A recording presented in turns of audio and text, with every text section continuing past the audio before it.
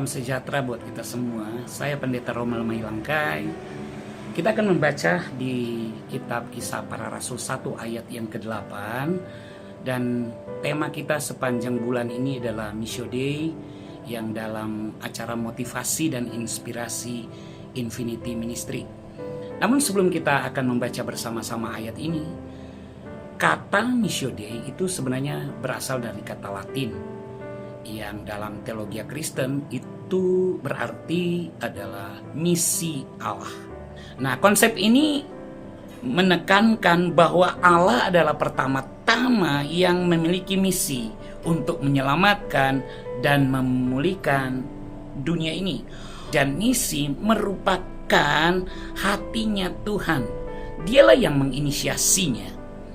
Dan kita, orang-orang yang sudah percaya kepada Tuhan dan gereja secara korporat, Tuhan mau kita ambil bagian di dalam misi ini, yaitu untuk menyelamatkan bumi dan memulihkan. Dia punya rencana yang besar tentang hal ini, dan hebatnya dia ingin melibatkan kita dalam pekerjaan ini. Mari kita membaca ayat ini di Kisah Para Rasul 1 ayat yang ke-8.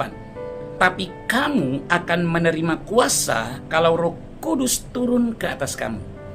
Dan kamu akan menjadi saksiku di Yerusalem dan di seluruh Yudea dan Samaria dan sampai ke ujung bumi. Ada dua kata kunci di ayat ini, yaitu menerima kuasa atau kuasa dan saksi, menjadi saksi. Nah, menarik. Kata kuasa di sini dunamis, yang berarti kekuatan atau powerful. Juga kemampuan. Artinya dalam Kisah Rasul 1 ayat 8 ini, kita diberikan yang dunamis ini, yang kuasa ini, yaitu kuasa powerful ini, yang yaitu Roh Kudus, tujuannya untuk kita menjalankan misi Tuhan ini. Jadi, kuasa Roh Kudus yang kita terima ini sebenarnya muaranya adalah untuk kita menjadi saksi.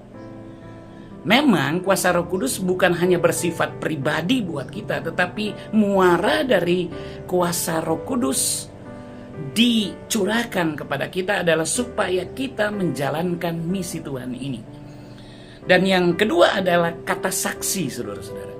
Nah, ternyata untuk menjadi saksinya Tuhan, karena ini merupakan inisiasinya Tuhan, pertama-tama kita harus sadar bahwa kita sudah diberikan kuasa Roh Kudus.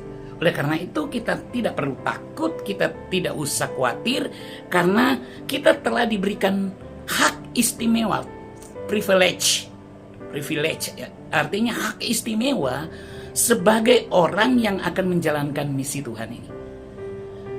Jadi dalam teks ayat ini saya ingin menggarisbawahi bahwa ketika kita sudah menerima kuasa, yaitu kuasa Roh Kudus, kuasa yang dunamis itu, muaranya adalah supaya kita menjadi saksi, menjalankan Missio Dei atau misinya Tuhan ini.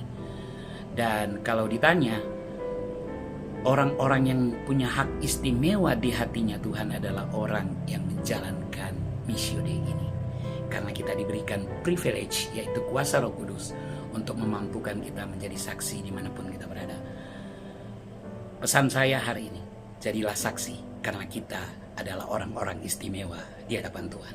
Tuhan Yesus memberkati kita semua. Amin.